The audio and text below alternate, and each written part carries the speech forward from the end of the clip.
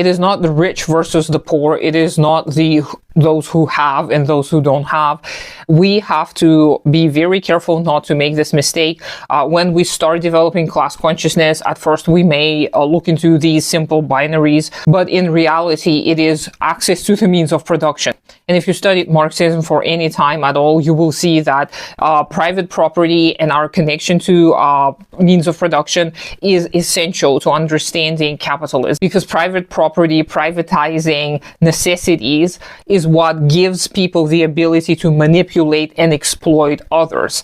If you have, for example, a scarcity of forks in a certain community, then a fork can become a commodity very sought after. And then if this whole industry, fork making, is privatized, then the person who owns the means of producing forks is going to be the main capitalist. And then forks most likely are not going to be owned by the rest of the population. They're going to be borrowed for a certain period of time. And in this community, imaginary crazy community, forks become the tool of exploitation. Forks hold power, and a person who has access to create no forks has the power. And you can make this kind of a crazy scenario with any kind of a commodity. And remember, a commodity is not just any good or product. A commodity is something that is meant for the purpose of being traded, bartered, or sold in any way or form. So not everything is a commodity. The things that we make are usually products or objects. Whether they're commodified or not, it depends on the type of a production that we have. Under capitalism, the vast majority of products that are created are commodities. They end up being commodities, and then people become commodified as well, because people sell their labor power, their labor force for exchange to be able to live. So this is how we can become commodified as well, and our labor power, being one of the most prized commodities, is what gives capitalists the ability to become rich. But if we strip away their money and not strip away the mode of production, then it is going to be of no use. We're going to necessarily reproduce the same kind of relationships, the relationships between the means of production and the humans. So when land and the major resources are privatized, we know this is a capitalist type of a society. So socialism and communism, building these, is getting away from commodity production, getting away from private ownership of any means of production.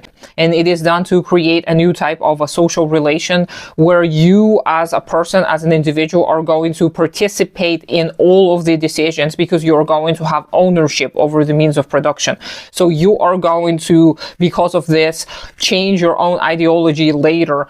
So as time goes by, if we have new types of social relations because we're building socialism or communism, our ideology is bound to change as well. So we are not going to treat the products of our labor as commodities. We are going to all have access to them somewhat equally. We're not going to be able to collect vast amounts of wealth for no reason, or for the sole reason of accumulating even more wealth. So this is going to slowly but surely create way better type of relationships between people and nature, because we're not going to continuously produce for the sake of profit, because we're now going to produce for the sake of fulfilling human needs.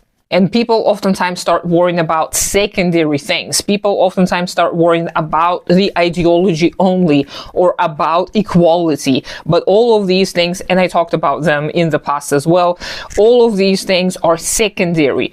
They're secondary to the mode of production. Just as I keep saying, Marx has made this breakthrough realization, he's made this breakthrough discovery that our relation to property, our economic relations, are what is at the core of everything. So therefore, production necessitates distribution.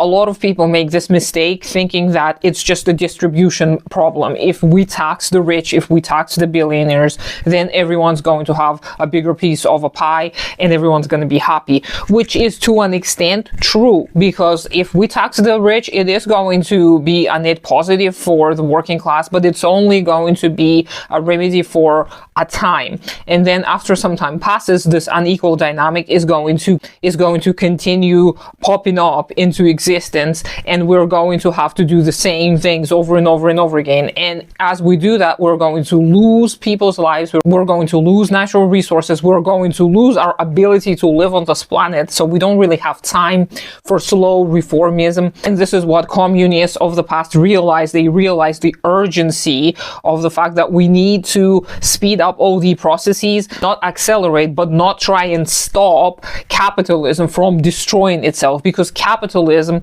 has been destroying itself for the past century or so, and the emergence of the Soviet Union and other socialist projects only slowed that process down a little bit. And now we see further acceleration of the capitalist demise, and we ought not to try and remedy capitalism, because capitalism unfortunately cannot be remedied. The relations to the means of production will dictate ideology, will dictate our behavior, will dictate the way we think and relate to each other. This is very important to understand, because when we start building new types of societies, we need to try our best not to replicate the exact same conditions that we have now, because a lot of people may not realize just how much effort and work and conscious effort and conscious work every single individual is going to have to put into the building of socialist and communist states. This work, however, is going to be very rewarding, because you will see the fruits of your labor almost immediately. You're going to see how the world is reviving, and you and your children will celebrate every single victory. None of the victories are going to be individual victories. None of the losses are going to be individual losses. We're going to celebrate and grieve together. We're going to stand up for each other.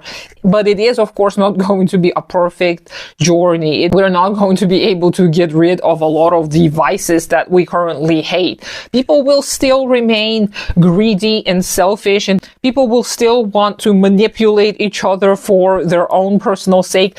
We're only going to be able to see changes in ideological structures in a few generations. For example, in the Soviet Union, people kept to the petite bourgeois ideology up until the very end, the very dissolution of the Soviet Union. People were not able to let go of all of these constructs, and it is very hard to do so. Ideology lags behind economic circumstances. So as we build prosperity for all, when we start building socialism and communism, our ideology is going to very, very slowly adjust itself.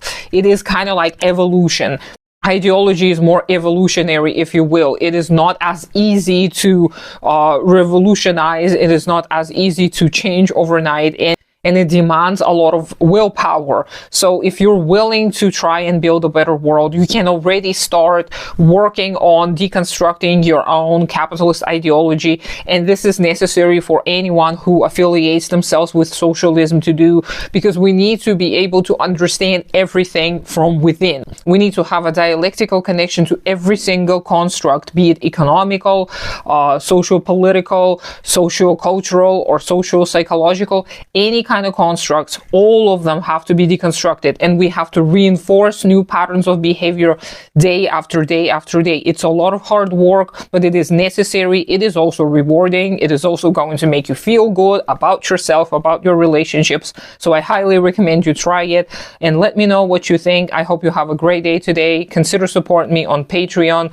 Do take care of yourself and your community first, and I'll talk to you sometime later.